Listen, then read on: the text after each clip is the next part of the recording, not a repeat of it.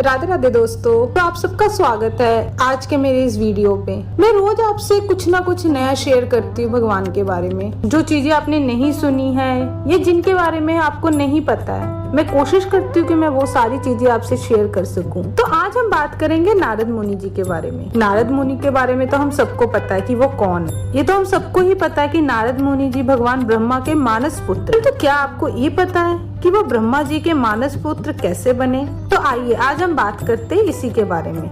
नारद मुनि जी का 2 जन्म हुआ है। सबसे पहला जन्म जो था उसमें वो एक दासी के पुत्र थे। उनकी माँ एक दासी थी। वो ब्राह्मण के घर में जूठे बर्तन साफ करती थी, साफ सफाई करती थी। और नारद मुनि जी साधु संत के साथ रहते थे। उन्हें साधु का संग बहुत अच्छा लगता था। जिस कुटिया में वो रहते थे वहाँ साधुओं का एक संघ आया था जो 4 महीने के लिए आए थे। और नारद मुनि जी भी साधु बनना चाहते थे, परंतु उनकी माँ ये नहीं चाहती थी कि नारद मुनि जी भी साधु बने।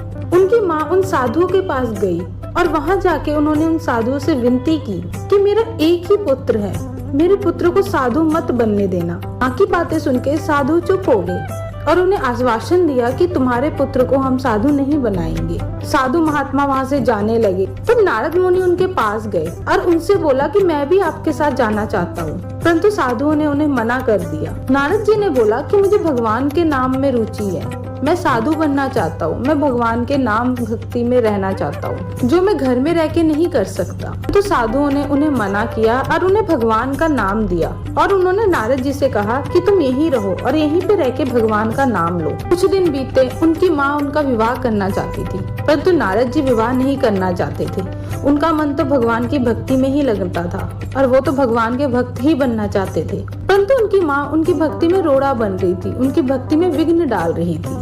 तो नारद जी ने मन ही मन भगवान जी को बोला कि मैं आपकी भक्ति करना चाहता हूँ, परंतु मेरी माँ मुझे भक्ति करने नहीं दे रही है, वो इसमें विघ्न डाल रही है। उसी दिन उनकी माँ गाय को धोने के लिए गौशाला गई, जहाँ पे उनको एक सांप ने डस दिया और सांप के डसने के कारण उनकी वहीं पे मृत्यु हो गई। वहीं से किसी ने आकर नारद जी को बोला कि तुम यहाँ पे भगवान के नाम में लगे हो और वहाँ तुम्हारी माँ को सांप ने काट दिया, जिसके कारण उनकी मृत्यु हो गई। नारद जी के आंखों से आंसू आने लगे। बाई आंख से गर्म आंसू और दाई आंख से ठंडा आंसू बहने लगा। गर्म आंसू इसलिए क्योंकि उनकी माँ मर गई थी, अब उनकी देखभाल कौन करता, और ठंडे आंसू इसलिए क्योंकि अब कोई भी उन्हें रोकने वाला नहीं था। अब उनकी भक्ति में कोई भी विघ्न नहीं डालता। अब वो जब मर्जी जैसे चाहे भक्ति कर सकते थे। उन्होंने फिर अपनी माँ का संस्कार किया और संस्कार करने के बाद वो वहाँ से चले गए। चलते चलते वो एक वन में गए। वहाँ पे उन्होंने नहर से शीतल जल पिया, स्नान किया और एक बट वृक्ष के नीचे भगवान की समाधि में बैठ गए। भगवान की भक्ति करते करते भगवान की दिव्य छवि उनके हृदय में आके विराजमान हो रही थी। उन्हें दिखाई दे रहा था, परंतु थोड़ी ही देर में वो अदृश्य हो गई। अदृश्य होते ही नारद जी रोने लगे, वो तड़पने लगे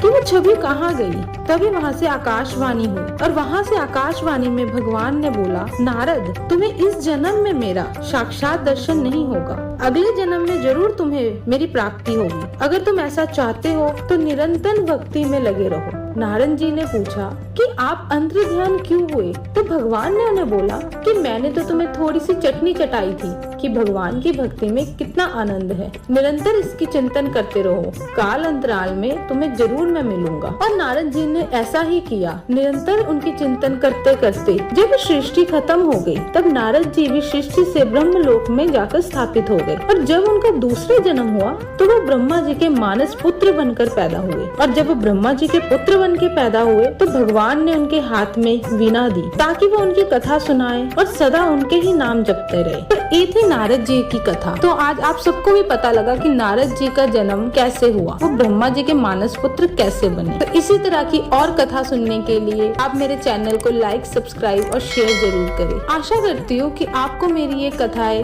अच्छी लगती है। तो आज के लिए इतना ही, फिर मिलते हैं अगली कथा में। तब तक के लिए राधे राधे।